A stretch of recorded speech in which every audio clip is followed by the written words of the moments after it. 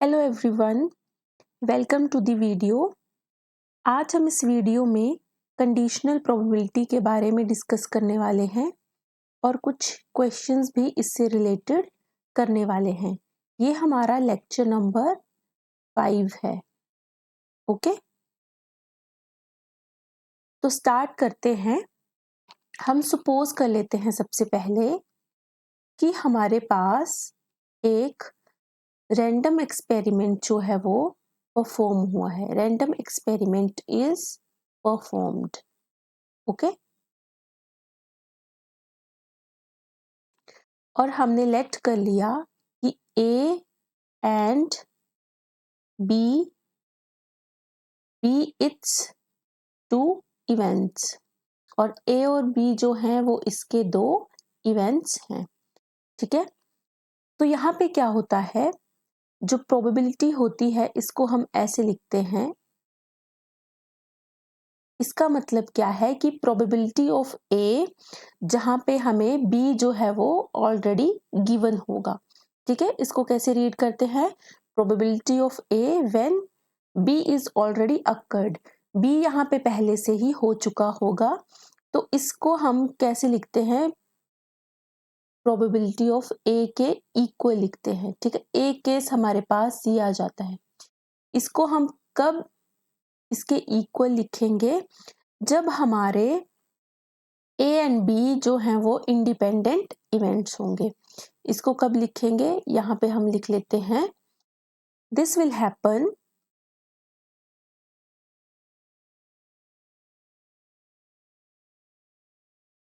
in case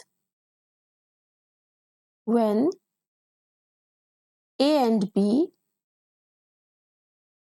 are independent events. Okay,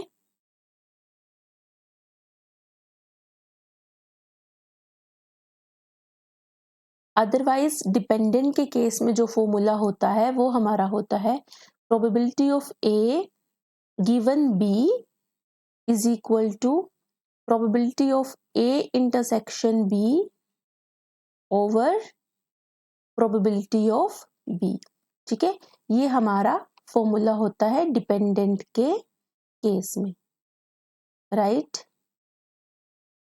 और यहाँ पे जो हमारा प्रोबेबिलिटी ऑफ बी है उसके लिए कंडीशन है ये वाली।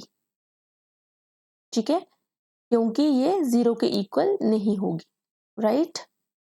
तो जैसे एक एग्जांपल ले लेते हैं। एग्जांपल में अगर हम एक बैग लें, उसमें हमने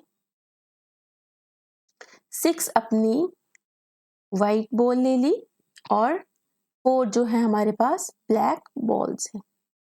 ठीक है, अगर मान लो यहाँ पे बी इवेंट हमने लिया, white ball has been drawn in first row। ठीक है, सबसे पहले हमने यहां से एक वाइट बॉल निकाल ली। ठीक है, और ए इवेंट क्या है, getting a black ball in second row. ठीक है, तो यहाँ पे क्या है कि जो बी इवेंट है वो हमारा ऑलरेडी हो चुका है। ठीक है, बी इवेंट हमारा ऑलरेडी अकर्ड है, तो यहाँ पे देखो probability of A when B is already occurred क्या आएगी। ठीक है, फर्स्ट ड्रॉ में हमने पहले ही एक वाइट बॉल निकाल ली है, तो हमारे पास कितनी बॉल्स बच गई पीछे, 9। ठीक है, और प्रोबेबिलिटी ऑफ ए में क्या है, getting a black ball, black कितनी बॉल्स है हमारे पास, 4। तो ये हमारा आंसर इसमें आ जाएगा। ठीक है, एक और एग्जांपल ले लेते हैं। सेकंड एग्जांपल में अगर हम डाइस की बात कर ले, ठीक है, सेकंड में देखो रैंडम एक्सपेरिमेंट में क्या है हमारे पास, रोलिंग अ डाइस। ठीक है, तो रोलिंग अ डाइस में क्या सैंपल स्पेस बनता है हमारा, 1 2 3 4 5 6, ठीक है। और बी इवेंट जो हमारा ऑलरेडी अक्कड़ हो गया होता है वो है हमारा गेटिंग ओड नंबर। तो ओड नंबर में क्या आ जाएगा 1 3 5। अब ए इवेंट जो है वो गेटिंग अ प्राइम नंबर।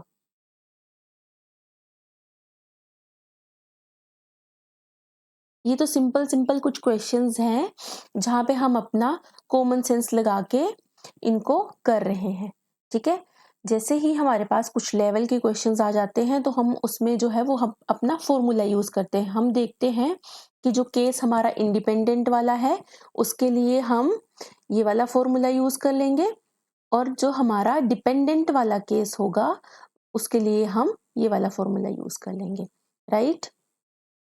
तो यहाँ पे देखो probability of A when B is already occurred में क्या आएगा।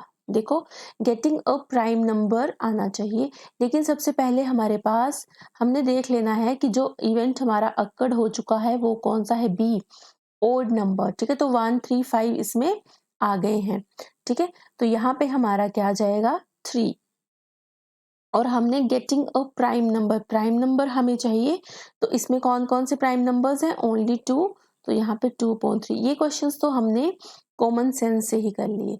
अब जैसे फर्स्ट एग्जांपल में ये जो केस था हमारा, ये कौन सा केस था, ये विदाउट रिप्लेसमेंट वाला केस था, ठीक है। क्योंकि हमने क्या किया था, व्हाइट बॉल को निकाला था फर्स्ट रो में और दोबारा से रिप्लेस नहीं किया था। तो देखो यहाँ पे हम लिख लेते हैं ये हमारा विदाउट रिप्लेसमेंट वाला केस है, और ये जो विदाउट रिप्लेसमेंट वाला होता है ये डिपेंडेंट या डिपेंडेंसी वाला केस होता है हमारा, ठीक है।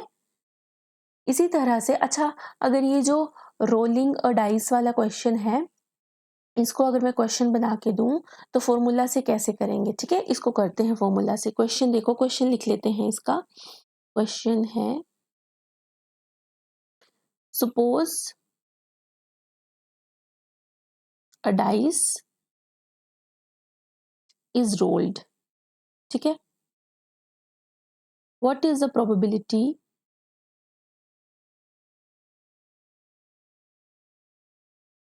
of getting a prime number if it is given that number on the dice obtained is an odd number, ठीक है। तो यहाँ पे जो दे दिया है ना इट इज गिवन दैट, तो इसका मतलब है ये हमारा बी इवेंट है जो ऑलरेडी हो चुका है, ठीक है। तो इसको हम कैसे करेंगे, देखो फॉर्मूला देखेंगे। सबसे पहले हम ये देखेंगे कि यहाँ पे डिपेंडेंट वाला लगेगा या इंडिपेंडेंट वाला लगेगा, ठीक है।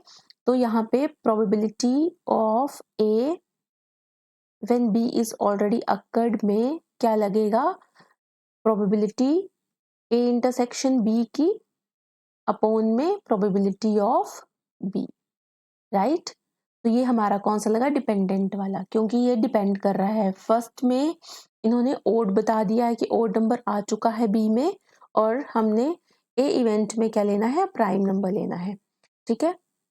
तो कैसे करेंगे इसको, ए इंटरसेक्शन बी में क्या आ जाएगा हमारा प्रोबेबिलिटी में, टोटल मतलब दोनों आने चाहिए। तो टोटल कितने केसेस हो जाएंगे यहाँ पे 6, और यहाँ पे आ जाएगा ऊपर 2। और उसी तरह से प्रोबेबिलिटी ऑफ बी जो है वो क्या आ जाएगी, टोटल कितने केसेस हैं 6, और बी में क्या था ओड नंबर, तो यहाँ पे आ जाएगा 3, ठीक है। तो जैसे ही ये कटेगा तो हमारे पास आ जाएगा 2/3, यही आया था हमारा आंसर, ठीक है।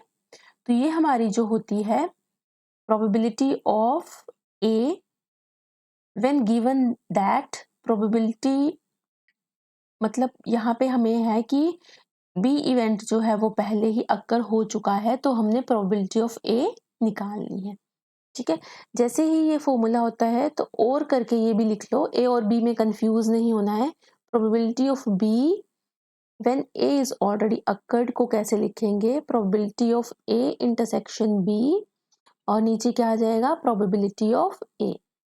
ठीक है, तो ए और बी को फिक्स नहीं कर लेना है, ये देखना है कि जो हमारा इवेंट अकर्ड है उसको यहाँ नीचे लिखेंगे। ठीक है, अच्छा और क्वेश्चन डिस्कस करते हैं। क्वेश्चन लिखो, late x and y be the two events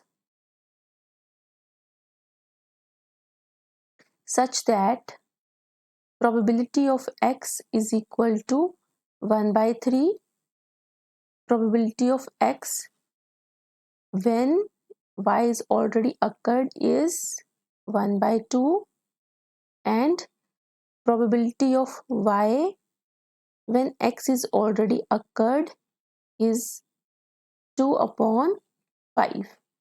ठीक है, तो ये हमारे पास गिवन है, तो हमने क्या फाइंड करना है, find probability of x intersection y। ठीक है, तो इसको कैसे करेंगे, देखिए इसको कैसे करते हैं हम,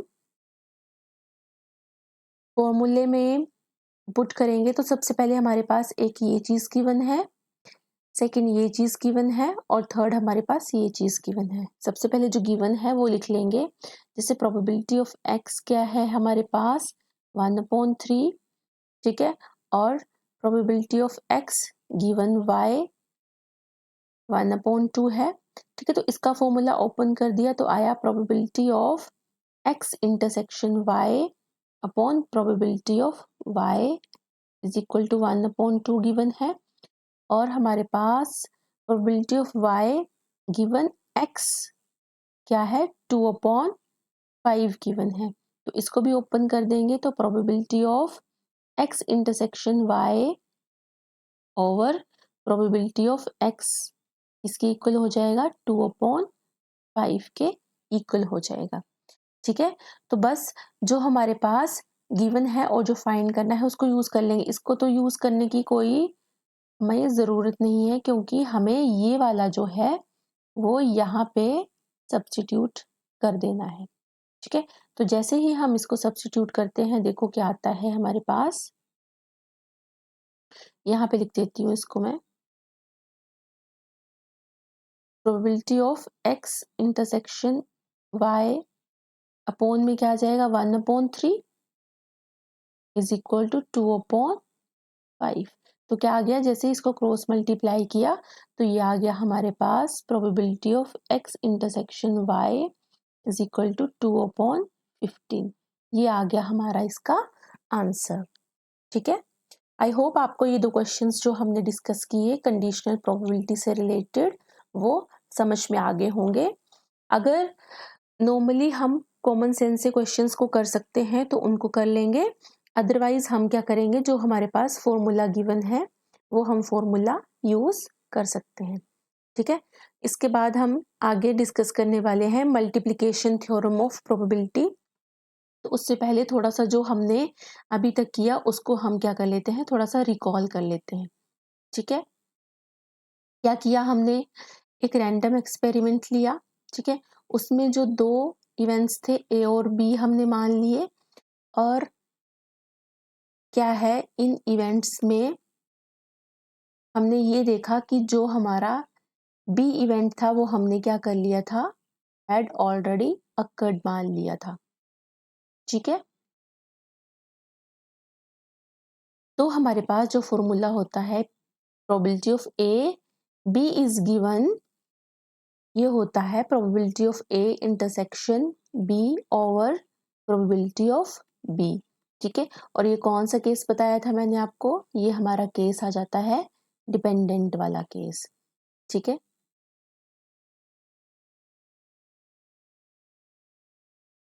अच्छा अगर हमारे पास ए एंड बी जो है वो इंडिपेंडेंट हैं तो क्या होगा, हमने देखा था कि probability of A given B किसके इक्वल आ जाता है, प्रोबेबिलिटी ऑफ ए के इक्वल आ जाता है। और ये क्यों आ जाता है? क्योंकि हमने पढ़ा था ना, देखो हमने एक चीज पढ़ी थी कि probability of A intersection B जो है वो probability of A into probability of B के इक्वल आ जाता है, वेयर क्या होता है यहाँ पे, A and B are independent. ठीक है, ये हम ऑलरेडी पढ़ चुके हैं। ठीक है, तो ये हमने पढ़ा था।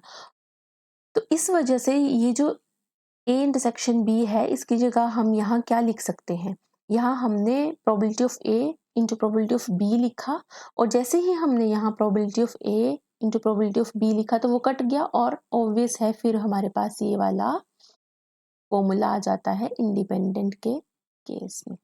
ठीक है, और जनरली इसको देखो, यहाँ पे तो हमने सिर्फ 2 ही इवेंट्स लिए हैं, लेकिन जनरली इसको हम कैसे ले सकते हैं, अगर हमारे पास इवेंट्स आ जाएं, मान लो E1 intersection E2 intersection up to so on En तक की इंटरसेक्शन आ जाए, तो इसको हम वैसे ही खोलेंगे, probability of E1 into probability of E2 into करते जाएंगे प्रोबेबिलिटी ऑफ En तक। ठीक है, तो ये जनरली भी ऐसे ही ओपन होता है। ठीक है, अब हम बात कर लेते हैं मल्टीप्लिकेशन थ्योरम ऑफ प्रोबेबिलिटी। अब ये क्या बोलती है multiplication theorem of probability? Multiplication theorem of probability, ये कुछ भी नहीं है, कंडीशनल प्रोबेबिलिटी जो है उसमें से ही आया है। ये क्या था conditional probability? Probability of A given B is equal to probability of A intersection B over probability of B. ठीक है, कुछ भी नहीं है, इसको हमने क्रॉस मल्टीप्लाई कर दिया है। तो क्रॉस मल्टीप्लाई किया तो क्या आ गया, probability of A intersection B इसके इक्वल हो जाती है probability of B into probability of A given B के इक्वल। ठीक है, तो ये हमारी है मल्टीप्लिकेशन थ्योरम ऑफ प्रोबेबिलिटी। ठीक है, अब क्वेश्चन डिस्कस कर लेते हैं। क्वेश्चन लिखो, अ बॉक्स कंटेन्स 10 मैंगोज, ठीक है, out of which 4 are rotten. ठीक है, 2 mangoes are taken together from the box. If one of them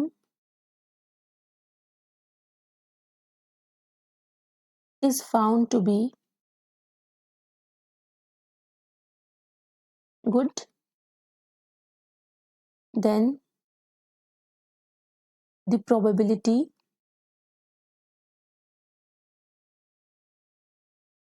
of getting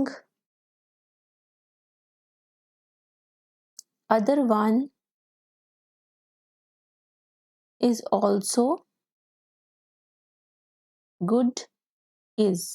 ठीक है, तो सेकंड के गुड होने की प्रोबेबिलिटी हमने निकालनी है। इसमें ऑप्शंस भी गिवन है, 1/3, 8/15, 5/13 और डी में है 5/9। ठीक है, तो इसको कैसे डिस्कस कर सकते हैं हम, देखो 10 मैंगोज हैं हमारे पास।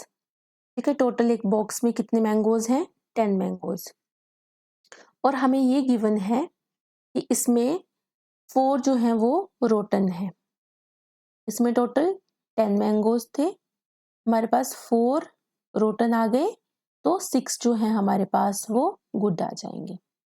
ठीक है, 2 mangoes are taken together from the box, इस बॉक्स में से 2 मैंगोज हमने निकालने हैं। If one of them is found, अगर एक जो है देखो one of them is found to be good, मतलब ये किसका कंडीशनल प्रोबेबिलिटी वाला केस आ गया।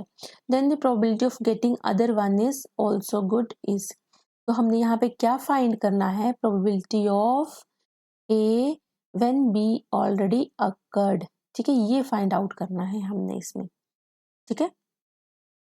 तो इसमें जो फॉर्मूला हम यूज करते हैं वो A when B is already occurred, तो आएगा probability of A intersection B over probability of B, right.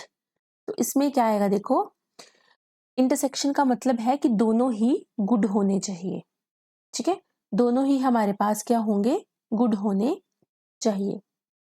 तो इसमें पहले देखो, सबसे पहले रैंडम एक्सपेरिमेंट लिखो। रैंडम एक्सपेरिमेंट है drawing 2 mangoes from bag, from box है ना, या बैग, बॉक्स लिख लो।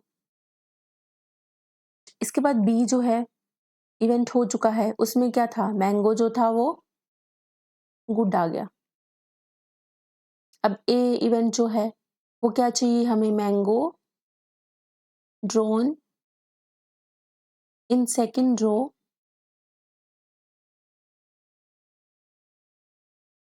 इज ऑल्सो गुड, ये चाहिए हमें, ठीक है। तो फॉर्मूला लगा दिया, probability of A over B is already given, probability of A intersection B over probability of B, ठीक है। तो ए इंटरसेक्शन बी का मतलब है कि दोनों ही गुड होने चाहिए। तो फर्स्ट केस में क्या ले लेते हैं, टोटल कितने थे पहले, 10, ठीक है, और उसमें से हमें गुड निकालना है, तो गुड कितने थे, 6, तो 6/10। अभी काम खत्म नहीं हुआ है, दूसरा मैंगो अब हमने ड्रॉ करना है। तो इसमें कितने रह गए, अब एक निकला था तो विदाउट रिप्लेसमेंट है, तो यहाँ पे 9 रह गए। अब फिर से हमें क्या चाहिए, मैंगो गुड चाहिए, तो अब 6 थे पहले, अब 5 रह जाएंगे, ठीक है। आई होप आपको ये समझ में आया होगा। और प्रोबेबिलिटी ऑफ बी में क्या आ जाएगा, टोटल कितने थे 10, और बी क्या है, गुड होना चाहिए, तो 6, ठीक है। तो ये कट जाएगा, तो हमारे पास क्या आंसर आ जाएगा, 5/9, ठीक है। तो इसका जो ऑप्शन नंबर डी है वो हमारा आंसर आ जाएगा, ठीक है। तो हमने इसमें क्या कंक्लूड किया, इसमें देखो कंक्लूजन लिख लेते हैं कि देखो यहां से समझा देती हूँ कि बी में क्या था हमारे पास, ये जो है ये फर्स्ट ड्रॉ है हमारा, फर्स्ट ड्रॉ में हमारा आ गया गुड, और जो ए था उसमें भी सेकंड जो केस था हमारा, उसमें भी हमें गुड चाहिए था। तो ये जो हमारा केस बन गया, ए एंड बी जो है हमारे, A and B are dependent हो गए, तो डिपेंडेंट हो गए, तो इसमें हमने डिपेंडेंट वाला फॉर्मूला यूज कर दिया। और ए इंटरसेक्शन बी का मतलब है कि दोनों ही हमारे पास गुड होने चाहिए, तो उसके लिए पहले एक बैग से निकाला, मतलब एक ड्रॉ किया, फिर दूसरा अपॉन में प्रोबेबिलिटी ऑफ बी, ठीक है, और कट के ये हमारे पास 5/9 इसका आंसर आ गया, ठीक है। तो एक और क्वेश्चन डिस्कस कर लेते हैं। लिखिए question, a bag contains 6 blue balls and 5 green balls, and another bag contains 7 blue and 4 green balls. 2 balls are drawn.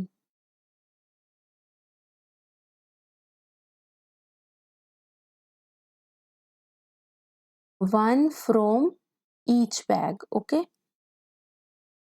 एक बैग से नहीं निकाल लेने दोनों बॉल्स, तो हमसे पूछा है the probability of both being blue.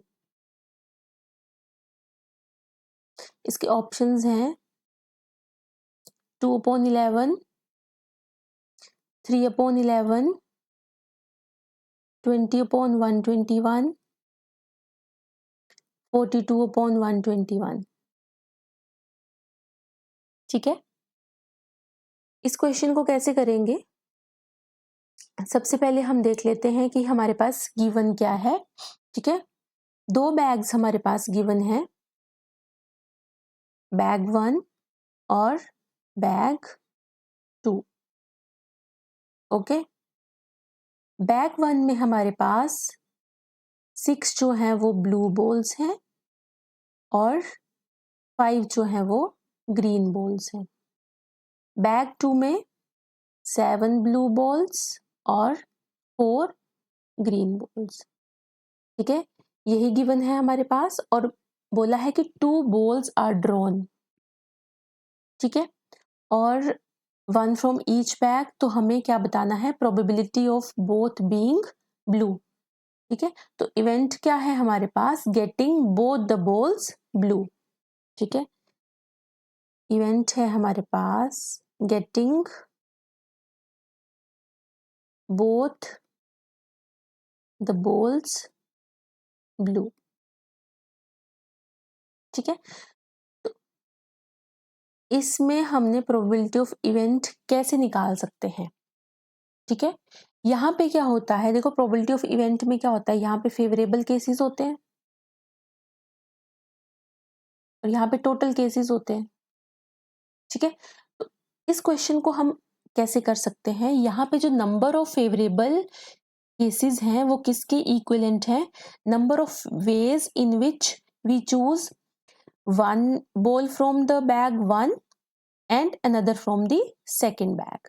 ठीक है, तो इसके इक्वल है, तो इसमें हम कॉम्बिनेशन का यूज भी कर सकते हैं। देखो कैसे, फेवरेबल के केस में हम क्या कर सकते हैं कि एक बॉल को हमें एक बैग से चूज करना है और दूसरे को दूसरे बैग से चूज करना है। तो फर्स्ट में जब हम ब्लू चूज करेंगे तो क्या करेंगे?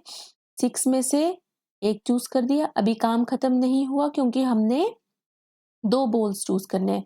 और सेकंड में से हमने क्या करना है? दूसरे को चूज करना है, क्योंकि यहाँ पे 6 है तो 6 में से 1 चूज किया, यहाँ पे 7 ब्लू है तो 7 में से 1। और टोटल के केस में क्या आ जाएगा? टोटल के केस में भी वैसे ही होगा, 6 और 5 कितने हो गए? 11 में से हमें 1 चूज करना है और यहाँ पे भी 7 और 4 11 में से 1 चूज करना है। ठीक है, तो इसको जब सॉल्व करेंगे तो 6 into 7 upon 11 into 11 which is equal to 6 7 42 और 121। तो इसमें जो हमारा ऑप्शन है, डी ऑप्शन जो हमारा है वो करेक्ट हो जाएगा। ठीक है,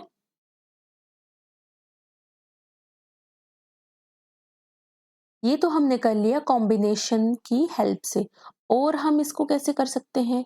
जो हमारा कंडीशनल प्रोबेबिलिटी वाला फॉर्मूला है उससे भी हम इस क्वेश्चन को कर सकते हैं। देखो कैसे कर सकते हैं उससे। हमें ए में क्या है? Ball drawn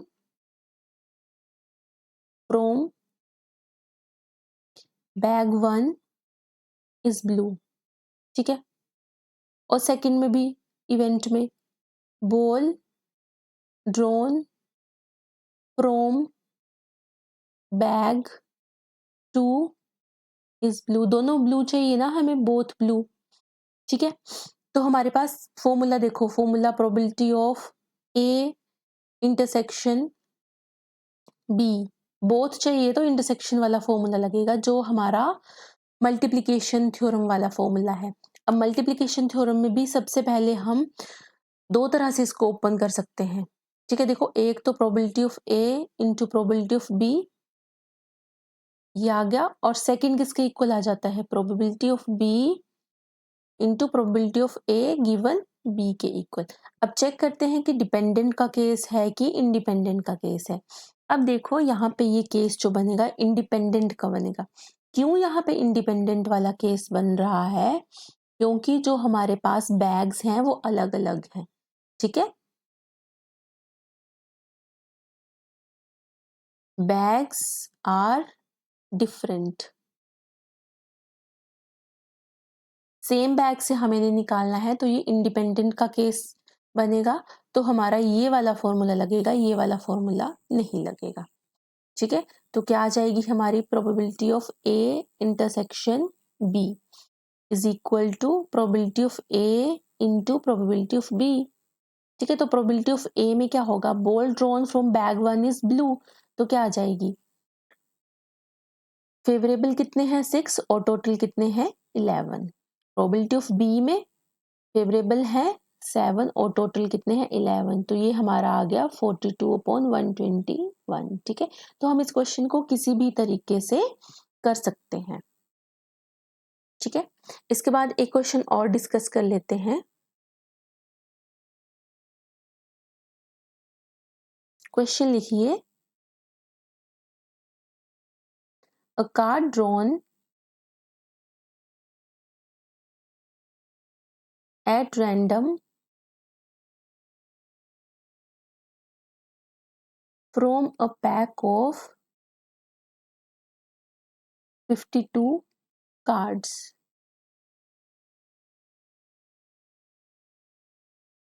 is noted and kept aside, ठीक है, उसको नोट कर लिया और साइड में रख दिया। Another card is then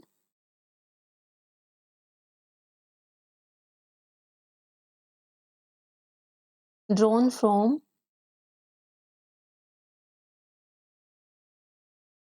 the remaining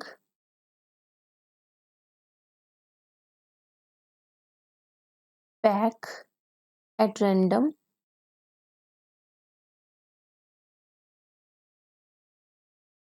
the probability that both the cards are king, तो हमने प्रोबेबिलिटी निकालनी है कि दोनों कार्ड्स क्या हो, हमारे किंग हो, ठीक है। तो इसमें ऑप्शंस हैं हमारे पास 1/2, 4/52 इंटू 3/51, 4/52 इंटू 4/52 और डी ऑप्शन है 4/52 प्लस 3/51, ठीक है। तो इस क्वेश्चन को हम कैसे करेंगे, इस क्वेश्चन के लिए सबसे पहले हमारे पास हम बी इवेंट ले लेते हैं कि फर्स्ट ड्रॉ जो हुआ उसमें हमारा किंग आया और ए में सेकंड ड्रॉ जो हुआ उसमें अगेन किंग आया, क्योंकि हमें बोथ कार्ड्स जो हैं वो किंग चाहिए, ठीक है। तो अब इसमें देखो कि कौन सा फॉर्मूला लगेगा। Again probability of A intersection B को दो तरह से खोल सकते हैं, या तो probability of A into probability of B और probability of B into probability of A given B, ठीक है। तो ये हमारा डिपेंडेंट का केस है, क्योंकि एक ही हमारे पास पैक ऑफ कार्ड्स है, तो उसमें से हमने क्या किया, एक कार्ड निकाला फिर उसको विदाउट रिप्लेस किए हुए दूसरा कार्ड निकाल लिया, ठीक है। तो इसमें हमारा इंडिपेंडेंट वाला नहीं लगेगा, डिपेंडेंट वाला फॉर्मूला यूज होगा। तो ये फॉर्मूला हमारा आ गया ए इंटरसेक्शन बी, प्रोबेबिलिटी किसके इक्वल आ जाएगी, probability of B into probability of A given B की, ठीक है। बस ये निकालेंगे हम। तो प्रोबेबिलिटी ऑफ बी क्या आ जाएगी, प्रोबेबिलिटी ऑफ बी क्या है, फर्स्ट रो में हमने किंग निकालना है, तो टोटल हमारे पास 52 है और किंग कितने होते हैं एक पैक में 4 इंटू, अब ये जो है प्रोबेबिलिटी ऑफ ए, जब बी इवेंट ऑलरेडी हो चुका है, तो बी इवेंट ऑलरेडी हो चुका है मतलब एक किंग यहाँ से निकल चुका है, तो यहाँ पे 51 कार्ड्स रहेंगे और दोबारा से किंग निकालना है, तो एक किंग ऑलरेडी निकल चुका है, तो यहाँ पे 3 हमारे पास बच जाएंगे। तो इसका जो आंसर आएगा वो हमारा ऑप्शन नंबर बी होगा, ठीक है। एक क्वेश्चन मैं आपको होमवर्क के लिए दे देती हूँ, इसी से रिलेटेड है, आप इसको ट्राई करना। अगर आपको ये क्वेश्चन आ गया तो इसका जो आंसर है वो कमेंट करके बता देना, और अगर नहीं आएगा तो आप मुझे बता देना, मैं आपको उसका सॉल्यूशन प्रोवाइड करवा दूंगी, ठीक है। 2 cards are drawn without replacement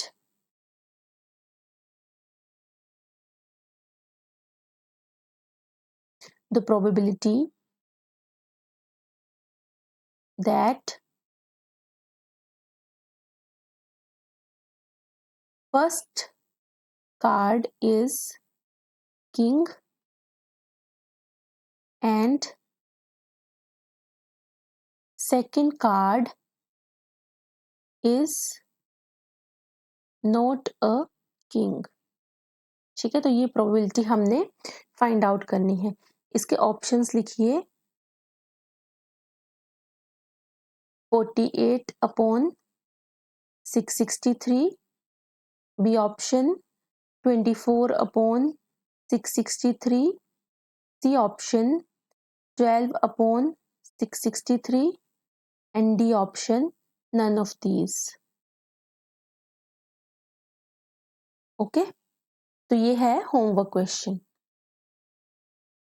इसको आप ट्राई कीजिए और इसका आंसर जो है वो कमेंट बॉक्स में बताइए, ठीक है। आई होप आपको ये सब कुछ क्वेश्चंस हैं और जो conditional probability, multiplication theorem of probability समझ में आया होगा।